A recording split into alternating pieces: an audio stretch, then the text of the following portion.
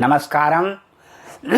सर्वेषां छात्राणां स्वागतम् अस्ति। अद्य वयं स्नातक द्वितीयवर्षस्य कक्षायां संस्कृतसाहित्येतिहासः इति विषयम् आधारीकृत्य भट्टी काव्यस्य विषये पठिष्यामः। भट्टी रावणवध या भट्टी काव्य, ये हमारा विषय है। भट्टी का एकमात्र महाकाव्य उपलब्ध होता है जो भट्टी काव्य भी कहलाता है। भट्टी का एकमात्र महाकाव्य है जो भट्टी काव्य भी कहलाता है। इसकी विशेषता सरलता से व्याकरण सिखाने में है। व्याकरण के प्रयोगों का सर्वाधिक उपयोग भट्टी ने ही किया है।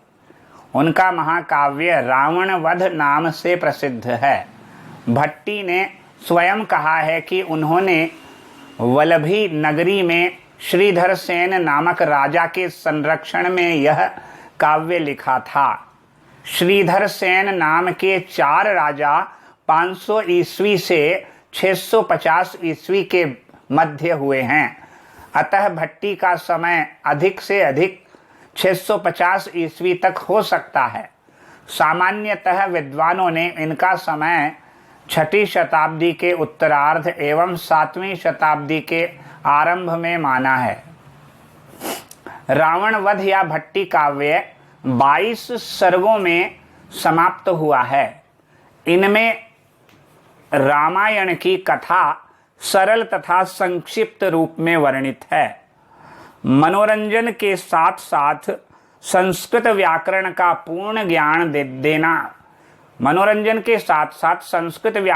पूर्ण ज्ञान प्रदान करना भी इस महाकाव्य का उद्देश्य रहा है।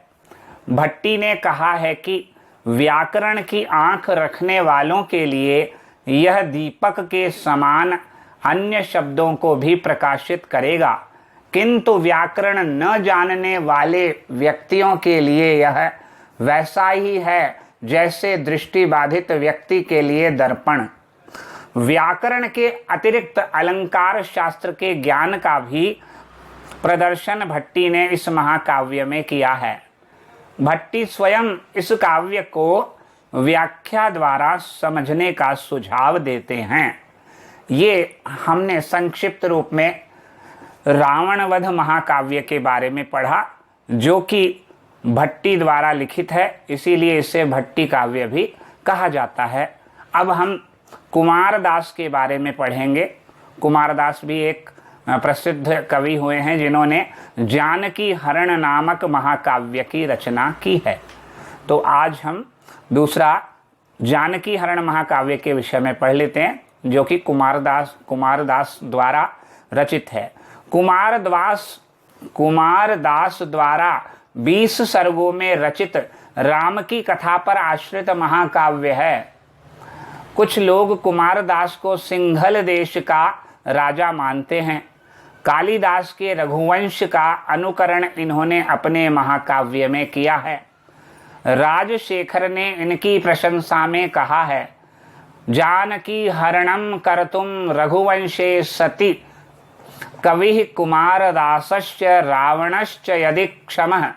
रघुवंश इस नाम का महाकाव्य अर्थात रघुवंशी राजा के रहते हुए जानकी हरण इस नाम का काव्य अर्थात सीता हरण करने की क्षमता यदि किसी में है तो वह है कुमारदास में या फिर रावण में।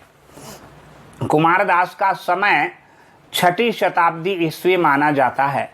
यद्यपि कुछ लोग इन्हें 8वीं शताब्दी का भी मानते हैं। जानकी हरण महाकाव्य अपने शीर्षक से केवल सीता हरण से संबंध प्रतीत होता है, किंतु इसमें राम के जन्म से लेकर अभिषेक तक की पूरी कथा वर्णित है। अगला है माघ। माघ राजस्थान के भीनमाल या श्रीमाल नगर के निवासी थे। इनके पितामह वहाँ के राजा के प्रधानमंत्री थे। इनका समय 6ठी ईस्वी माना जाता है। माघ की एकमात्र रचना शिशुपाल वध महाकाव्य है। माघ इस काव्य की रचना में भारवी और भट्टी से बहुत प्रभावित हैं। भारवी की प्रतिस्पर्धा तो उनके महाकाव्य में आद्यंत दिखाई पड़ती है। भारवी शिव का यशोगान करते हैं तो माघ विष्णु का। माघ ने भारवी को निस्तेज करने का बहुत प्रयास किया है। तावद भा भारवेर भाति यावन माघस्य नोदयः, ये उक्ति भी प्रसिद्ध है। माघ के शिशुपाल वध महाकाव्य के विषय में यह प्रसिद्ध है, मेघे माघे गतम वयः। शिशुपाल वध में कृष्ण के द्वारा शिशुपाल के वध की कथा है। छोटे कथानक को माघ ने महाकाव्य में विहित वर्णनों से बहुत बड़ा बना दिया है। व्याकरण, राजनीति, वेद, दर्शन, संगीत आदि विविध शास्त्रों के अपने ज्ञान को माघ ने इसमें प्रदर्शित किया है। इस महाकाव्य को लिखने में माघ का ऐसा उद्देश्य प्रतीत होता है कि महाकाव्य के छोटे से छोटे लक्षण को समाविष्ट करके इसे आदर्श महाकाव्य का रूप दिया जा सके। भाषा और छंद दोनों पर माघ का अद्भुत अधिकार है। भारवी के समान इन्होंने चित्र काव्य का भी प्रयोग किया है। इस महाकाव्य में 20 सर्ग हैं। माघ काव्य को पंडितों के समाज में बहुत प्रशंसा मिली है। अगला है श्रीहर्ष। श्रीहर्ष, यद्यपि माघ के बाद अन्य अनेक कवि हुए, किंतु श्रीहर्ष को जो ख्याति मिली वह अन्य किसी को नहीं है। श्रीहर्ष विशिष्ट पंडित परंपरा में उत्पन्न हुए थे। इन्होंने नैषधीय चरित महाकाव्य के अतिरिक्त वेदांत का एक क्लिष्ट ग्रंथ खंडन खंडा खाद्य भी लिखा है। खंडन खंड खाद्य भी लिखा था। इनकी शैली पांडित्य से भरी हुई है। माघ के समान श्रीहर्ष भी पांडित्य प्रदर्शन करते हैं, किंतु पदों का लालित्य भी सर्वत्र बना रहते हैं। किंतु पदों का लालित्य भी सर्वत्र बनाए रखते हैं। श्रीहर्ष का समय 12वीं शताब्दी है। ये कान्यकुब्ज नरेश जयचंद्र की सभा में रहते थे। जयचंद्र काशी में रहकर ही अपने साम्राज्य पर शासन करते थे, किंतु कान्यकुब्ज नरेश कहे जाते थे। श्रीहर्ष ने अनेक ग्रंथ लिखे, जिनकी सूचना उन्होंने नैषधीय चरित के सर्गों के अंत में दी है।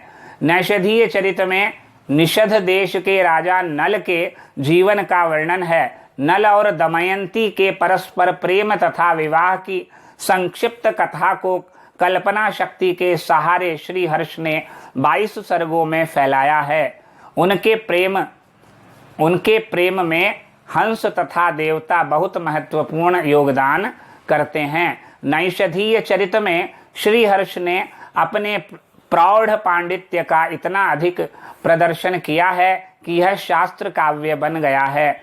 इसलिए यहाँ पर एक उक्ति प्रचलित है, तावद भा भारवेर भाति यावन माघस्य नोदयः उदिते नैषधे काव्ये क्व माघः क्व च भारवी। साधारण संस्कृतज्ञ इसके साथ खिलवाड़ नहीं कर सकते। विद्वानों के गर्व को दूर करने के लिए यह औषध माना गया है। नैषधम विद्वद औषधम, ऐसा उक्ति प्रचलित है। नैषधम विद्वद औषधम, विद्वानों के गर्व को दूर करने के लिए यह औषध माना गया है। और इस महाकाव्य को भारवी और माघ के काव्यों से भी उत्कृष्ट कहा गया है। तावद भा भारवेर भाति यावन माघस्य नोदयः उदिते नैषधे काव्ये क्व माघः क्व च भारवी, अर्थात भारवी की शोभा तभी तक है जब तक माघ का उदय नहीं हुआ, और जब नैषध काव्य का उदय हो गया तो कहाँ माघ और कहाँ भारवी। भारवी, माघ और श्रीहर्ष, इन तीनों के महाकाव्यों को संस्कृत विद्वान बृहत्त्रयी के नाम से जानते हैं। इन तीनों ने अलंकृत पद्धति का अनुसरण किया है। कालिदास के 3 काव्यों रघुवंश, कुमार संभव और मेघदूत को सरल शैली का आश्रय लेने के कारण लघुत्रयी कहा गया है। देखिए, ये सारी महत्वपूर्ण बातें हैं, वापस से सुन लीजिए इनको। महाकाव्यों को संस्कृत विद्वान बृहत्त्रयी कहते हैं।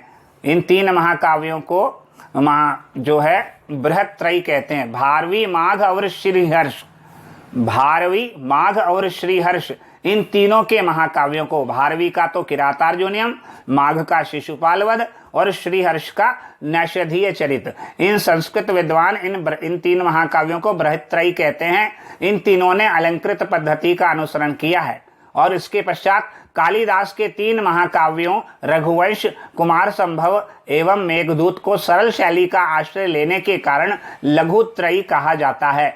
इन 6 काव्यों का संस्कृत परंपरा में विशेष रूप से प्रचार है। यहाँ पर हमने महाकाव्य के परंपरा के अंतर्गत कुछ कवियों का परिचय पढ़ा, जिसके अंतर्गत श्रीहर्ष, माघ, भारवी, कुमारदास इत्यादि के विषय में पढ़ा। अगले वीडियो में अन्य महाकाव्यों के विषय में पढ़ेंगे। तब तक के लिए नमस्कार।